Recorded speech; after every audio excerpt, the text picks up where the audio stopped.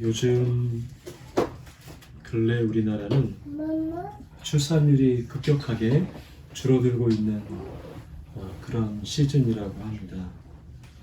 물론 전 세계적으로 그런 경향이 있지만 유독 우리나라는 1, 2위를 다툴 정도로 출산율이 세계 최저 수준에 머물고 있다고 하죠. 작년 출생아 수는 통계청 조사에 의하면 23만 8,300명으로 전년 대비 8,300명이 증가했다고 합니다. 그래서 합계 출산율이 0.72%에서 0.75%로 그나마 소폭으로 상승했다고 하는데 전년보다는 나아졌지만 아직도 우리나라의 인구 위기는 이제 본격적인 시작일 뿐이다 이야기를 합니다. 출산율이 세계에서도 가장 저조한 수준에 머물고 있다라고 분석을 하고 있기 때문입니다. 그렇게 출산율이 저조한 이유는 아마 여러 가지 구조적인 문제 때문이 아닐까 전문가들은 요인을 말하는데요. 양육 부담이 너무 고비용이다, 너무 비싸다. 그리고 청년층의 주거가 불안정하다. 그리고 여성의 경력 단절, 또 남녀의 어떤 그 성별 갈등, 또 경제적 불평등, 똑같이 일을 하는데 남자와 여자의 어떤 소득의 차이, 어떤 이런 부분들이 여전히 그 출산을 꺼리게 만드는 여러 가지 다양한 이유가 아니냐. 그래서 이런 원인들을 먼저 제거를 해야 이 출산율이 좀 개선되지 않겠느냐라는 그런 걸 보면서 한참 쭉 상상을 아래를 펴다 보면 이러다가 정말 출산율 제로까지 이르는 시대를 맞이하게 되는 거 아닌가? 정말 이런 시대를 가다 보면 말이죠. 그러면서 출산율 제로의 시대를 배경으로 하는 영화가 갑자기 떠올랐습니다. 2006년도에 Children of Men이라는 영화가 있는데요. 이 영화의 배경이 출산율 제로입니다. 그러니까 더 이상 출산을 안 하는 시대를 배경으로 해서 사회가 한 아이도 태어나지 않는 세상이다 보니까 희망이 완전히 말라버린 상황인데 그 영화의 시작이 어떻게 되냐면 그런 출산율 제로의 상황에서 아이 한 명이 태어나요. 한 여인이 키라는 여인이 아이를 임신을 하고 그 아이가 태어나서 막 온유처럼 이렇게 막 이야기를 하고 막 이렇게 막 움직이는 그러면서 사람들이 너무 놀래는 그러면서 영화가 막 이렇게 시작을 하는 이야기입니다. 그러니까 영화의 시작이 한 생명이 잉태하면서 막 시작을 하게 되는 것이죠.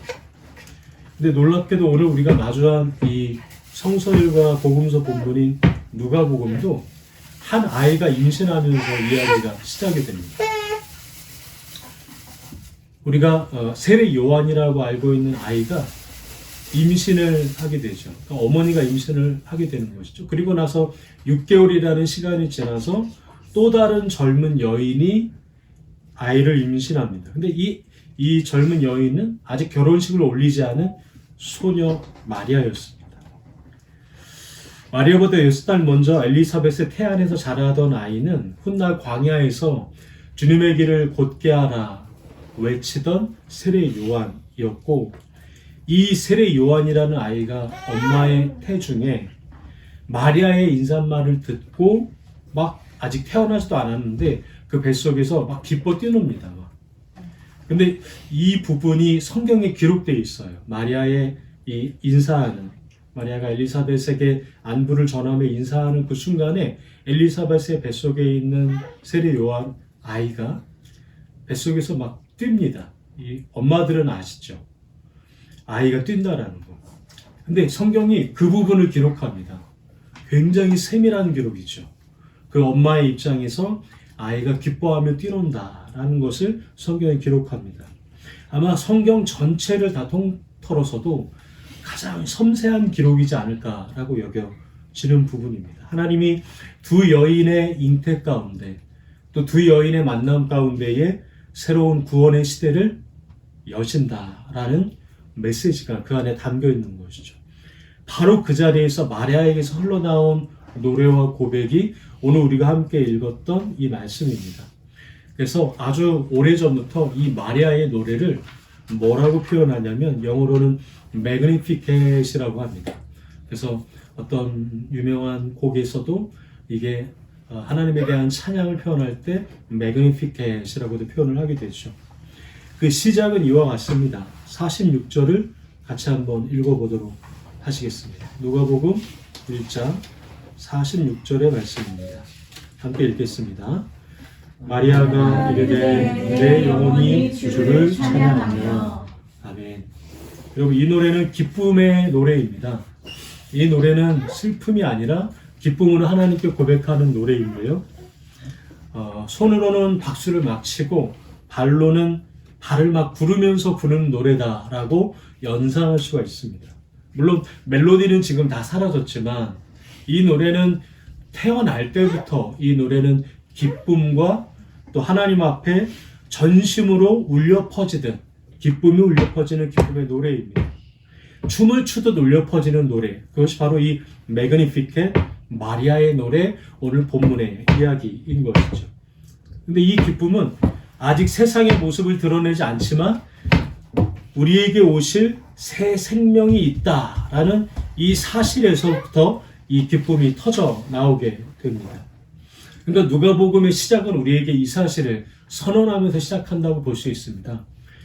진정한 기쁨은 우리에게서 이렇게 만들어내는 것이 아니라 바로 우리에게 오시는 예수님으로 인해서 우리에게 진정한 기쁨이 주어진다. 이렇게 누가복음은 이야기를 선언하면서 하고 있는 것이죠. 그런데 사실 우리는 무엇인가를 기뻐하기보단 무엇인가를 좋아하기보다는 경계하고 무감각하고 노래하기보다는 그 앞에서 표정을 감추어야 이 땅을 살아가는 데 더 유리하다라고 생각할 때가 더 많지 않습니까? 사실 엘리사벳과 마리아가 살던 시대로 우리가 돌아간다면 그 시대도 오히려 지금 우리의 시대보다 더 무거웠던 시대가 바로 엘리사벳과 마리아의 시대였을 것이다 라고 예상해 볼 수 있습니다. 유대 역사가 요세푸스라는 사람이 있는데요. 유대 역사가 요세푸스가 이때 당시에 이스라엘을 통치했었던 헤롯, 그 헤롯이 얼마나 포악하고 얼마나 잔인한 왕이었는지를 기록하고 있습니다. 그러니까 유대인들에게는 그 시대가 유대를 통치했었던 분봉왕의 폭정과 더해서 로마의 통치하에 있었던 식민지 시대였기 때문에 그들이 마땅히 웃고 기뻐하고 노래하고 춤추면서 살아가는 것은 거의 불가능에 가까웠다라고 보는 것이 더 적합한 그러한 시절의 모습이었던 것이죠. 그런 어둠의 한복판이었습니다. 그런 시절의 한복판에 바로 마리아가 기쁨의 노래를 이렇게 부르기 시작합니다. 48절을 제가 한번 읽어드리도록 하겠습니다. 그의 여종의 비천함을 돌보셨습니다. 보라, 이제 후로는 만세의 날을 복이 있다 일컬으리로다. 아멘. 여러분, 여기 보시면 한 가지 눈에 들어오는 단어가 있는데요. 바로 비천함이라는 표현입니다. 그의 여종의 비천함을 돌아보셨습니다. 이 비천함이라는 말은 헬라어로 타페이노시스라는 단어인데 이 말의 의미는 단순히 가난하다 또 혹은 신분이 낮다 라는 말을 넘어서서 더 깊은 의미가 성경에서 이 타페이노소스라는 말을 쓸 때 기록되어 있습니다. 그러니까 개인의 낮고 천하고 어려움을 뜻하는 말뿐만 아니라 이스라엘이라는 민족, 내가 속해 있는 이 나라, 공동체, 이러한 존재가 무너지고 그리고 비참한 상황 가운데 있을 때 주로 사용했던 말이 바로 여기서 사용되는 단어입니다. 이사야서 1장 21절에는 이렇게 기록되어 있습니다. 신실하던 성읍이 어찌하여 창기가 되었는고 정의가 거기에 충만하였고 공의가 그 가운데 거하였더니 이제는 살인자들 뿐이로다. 그러니까 예루살렘을 향하여 어떻게 이 언약의 도성이었던 예루살렘이 어느덧 창기와 같은 곳으로 전락해버렸느냐 라고 말할 때 비참함이라는 단어를 사용하고 있는 것이죠. 그러니까 정의와 공의가 사라지고 폭력과 불의가 지배하는 모습을 이사야는 절규하듯이 비참함이라고 표현하고 있는 것입니다. 예루살렘은 철저히 무너졌고 모든 것이 밑바닥까지 추락한 상태로 표현된 것이죠. 그리고 그 모습은 단순히 한 도시의 몰락이 아니라 하나님과 맺은 언약이 무너진 이스라엘의 영적 비참함을 오늘 본문의 마리아가 이 여종의 비참함 이렇게 표현을 하고 있는 것입니다. 그러니까 마리아는 하나님께서 이스라엘의 비천함을 돌보셨듯이 자기 자신의 낮고 천함 또한 일으키시고 세우고 계신다라는 것을 이 노래 가운데 담고 있는 것이죠. 그러니까 이스라엘과 자기 자신의 상황을 마리아는 지금 겹쳐서 말하고 있는 것입니다. 단순히 자기의 어려움이나 자기의 연약함을 말하는 차원이 아니고요. 내가 속한 이 땅, 하나님이 다스리시는 이스라엘, 유대 이 땅의 어려움과 나의 비천함을 하나님이 들으시고 일으키시고 다시 회복하신다라는 이야기를 이 마리아의 노래 안에 담고 있다라는 것입니다. 여러분, 이 어린 소녀 마리아가 어떻게 이런 신앙의 의식과 역사의 의식과 이런 본질적인 여러분 성경의 의식이 있겠느냐라는 것입니다. 이게 참 놀라운 부분입니다. 그러니까 마리아는 자신의 삶뿐만 아니라 하나님이 통치하시는 나의 공동체와 이 나라까지도 함께 겹쳐서 생각하는 시선이 있었던 것이죠. 그래서 이 노래는 단순한 노래가 아니라 하나님의 구원이 낮고 비천한 나와 우리 가운데 함께 하신다라는 일종의 선언으로 우리에게 들리는 것입니다. 계속해서 마리아의 노래는 점점 더 강력한 이미지를 차용해서 이 노래가 이어지고 있는데요. 51절과 52절을 우리가 같이 한번 한 목소리로 읽어보도록 하시겠습니다. 51절과 52절입니다. 함께 읽겠습니다. 그의 팔로 힘을 보이사 마음의 생각이 교만한 자들을 흩으셨고 권세 있는 자를 그 위에서 내리치셨으며 비천한 자를 높이셨고 줄이는 자를 좋은 것으로 배불리셨으며 부자는 빈손으로 보내셨도다. 아멘. 여기서 마리아는 하나님의 팔이라는 이미지를 언급하면서 하나님의 힘과 권능을 말하고 있습니다. 여러분, 당시 이스라엘 백성들에게 있어서 하나님의 팔이라는 이 말은 단순히 어떤 그 서정적인 표현이나 은유적인 표현이 아닙니다. 이것은 이스라엘 백성들에게 말할 때 바로 어떤 한 가지의 사건을 이스라엘 사람들에게 연상시키는 단어가 하나님의 팔이었습니다. 근데 이 팔을 생각하면 그들이 떠올려지는 역사적인 사건은 무엇이었냐면 출애굽 사건이었던 것입니다. 신명기 5장 15절은 이렇게 말씀하고 있습니다. 너는 기억하라. 내가 애굽 땅에서 종이 되었더니 내 하나님 여호와가 강한 손과 펴신 팔로 거기서 너를 인도하여 내었나니. 아멘. 이스라엘은 어둡고 억압된 노예 생활 속에서 하나님의 강하신 손과 펴신 팔로 구원받고 출애굽하게 되는 역사를 경험하게 되었죠. 이스라엘 백성들은 그래서 하나님의 팔이라는 단어를 들을 때 그들은 마땅히 출애굽, 홍해를 건너 하나님의 약속의 땅으로 건너가는 그 사건을 기억하게 되었던 것입니다. 근데 지금 마리아가 바로 이 구원의 팔이 이전에도 이스라엘 백성들을 구원하셨지만 지금 이 순간에도 우리를 구원하신다 라고 선언하고 노래하고 있는 것입니다. 그리고 하나님의 손과 팔이 구체적으로 어떻게 역사하냐면 높이 있는 자들은 끌어내리셔서 흩으시고 교만한 자들을 하나님께서 땅 끝까지 내리시고 흩어버리신다. 그리고 반대로 작고 가난하고 비천하고 연약한 이들에게는 하나님이 사랑하시고 높이신다라는 역설적인 하나님의 통치에 대하여 말씀하고 계시는 것이죠. 더 흥미로운 점이 있습니다. 그것은 뭐냐면 마리아의 이름입니다. 마리아의 이름. 여러분, 마리아의 이름이라는 이 마리아라는 신약의 표현을 구약으로 넘어가서 히브리어로 이 마리아의 이름을 적으면 어떻게 되냐면 미리암이 됩니다. 이 미리암이라는 말은 마르라는, 여러분 마라라는 셈을 아시죠? 쓰다라는 것이 의미입니다. 고통이라는 뜻이죠.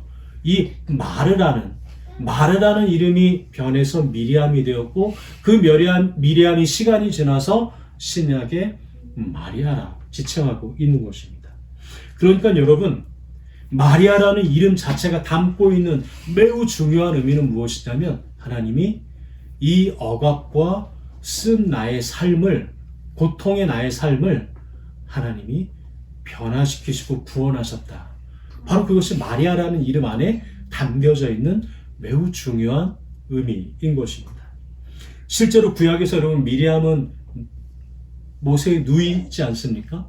그리고 출애굽할 때 홍해를 건널 때 미리암은 많은 여인들과 함께 소고를 치면서 노래를 했다라고 기록을 하고 있습니다.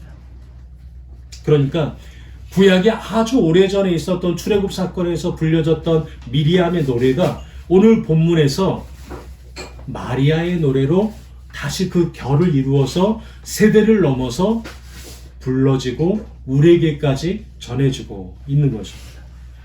하나님은 오래전에도 고난받는 자들을 외면치 않으시고, 억압받고 작고 비천하다고 여기는 자들을 오래전뿐만 아니라 지금도, 그리고 더 시간이 지나서 바로 오늘 이 자리에 이르기까지 하나님은 낮고 천하고 억압받은 자를 높이시고 구원하신다라는 이야기를 오늘 마리아의 노래를 통하여서 오늘 우리에게까지 전해지고 있는 것입니다. 오래전 출애굽시 미리암의 노래는 그 노래의 성격이 분명합니다. 반전의 노래였습니다. 어떤 반전의 노래였나요? 말을 타고 쫓아오는 애굽의 높은 자들, 군인들, 병거와 무장한 이들이 어떻게 되었다고 미리암의 노래는 얘기하냐면, 물속으로 하나님이 낮게 던지셨다. 바로 이것이 미리암의 노래의 주된 반전의 의미입니다. 반대로 도망가던 이스라엘은 어떻게 되었습니까? 쫓기던 이스라엘은 하나님이 높이시고 사랑하시고 구원하셨다. 이것이 미리암의 노래의 주 메시지입니다. 마리아의 노래도 여러분 그와 똑같습니다. 마리아의 노래도 이처럼 반전을 담고 있습니다. 그 반전이 바로 52절부터 53절에 고스란히 담겨 있는데요. 우리 52절부터 53절을 같이 함께 한 목소리로 읽도록 하겠습니다. 권세 있는 자를 그 위에서 내리치셨으며 비천한 자를 높이셨고 줄이는 자를 좋은 것으로 배불리셨으며 부자는 빈손으로 보내셨도다. 아멘. 여러분, 마리아가 부르는 노래 속에 완전한 반전이 담겨져 있습니다. 근데 이 반전은 개인의 삶을 반전하는 것을 뛰어넘어서 마치 세상 전체의 질서를 하나님께서 처음과 마지막을 뒤집듯이 반전의 노래로 불려지고 있는 것입니다. 권세 있는 자들, 높은 자들이 가장 낮은 자리로 내리쳐지고 있습니다. 부유한 자들은 그 부유함을 다 하나님이 잃어버리게 하시고 아무것도 없이 빈손으로 남게 합니다. 반대로 낮고 가난한 자들은 어떻게 합니까?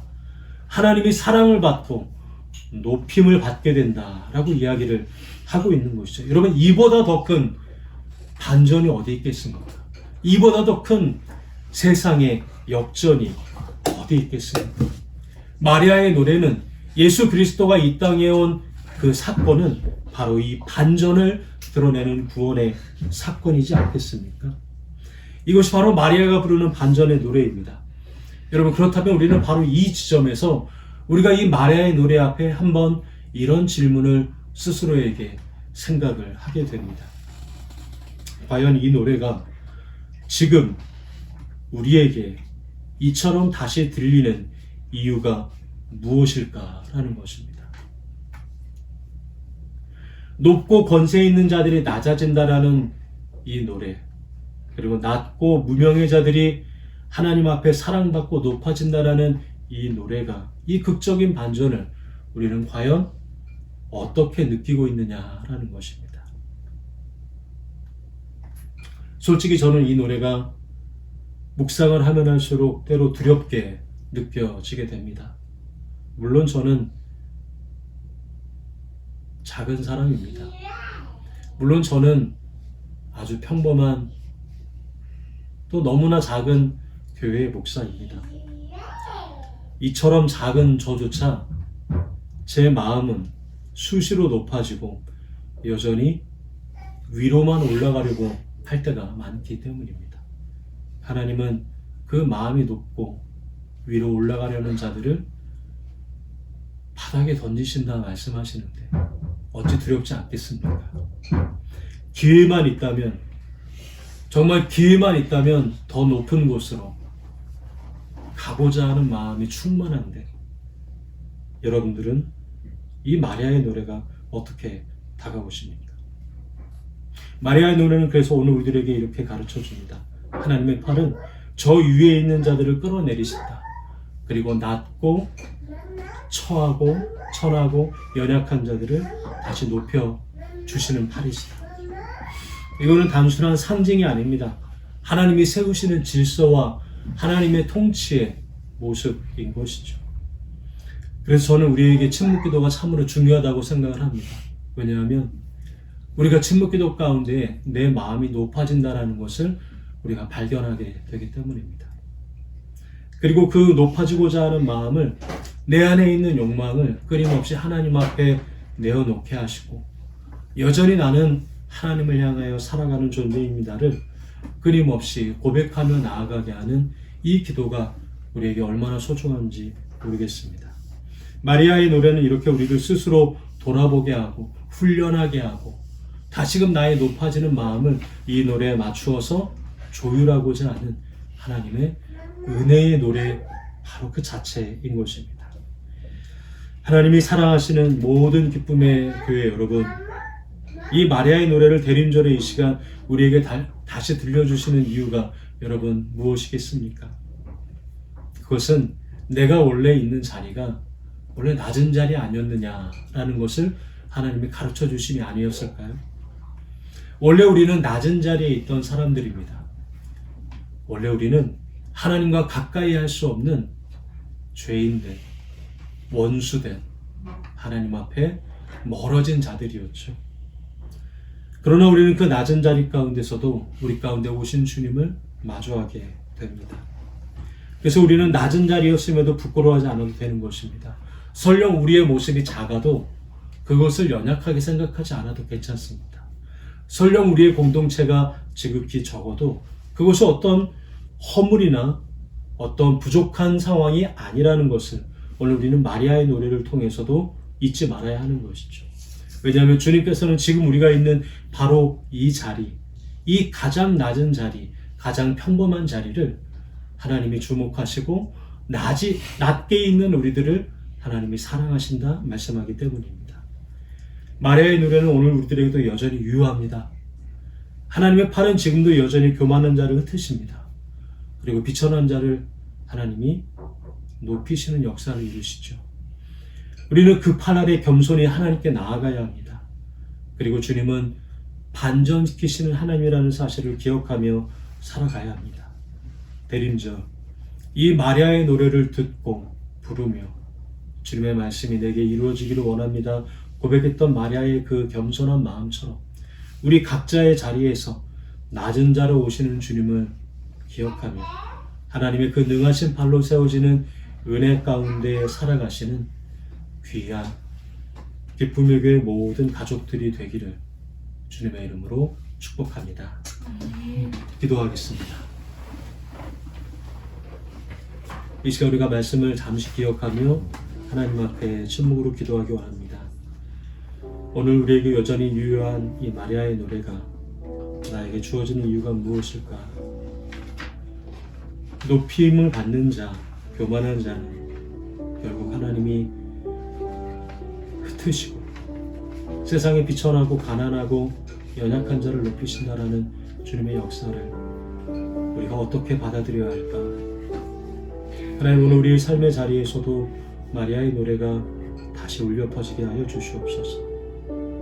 그 능하신 팔 아래 겸손한 우리의 일상이 되게 하여 주시옵소서. 말씀을 기억하며 함께 기도하겠습니다. 하나님, 감사합니다. 주의 말씀대로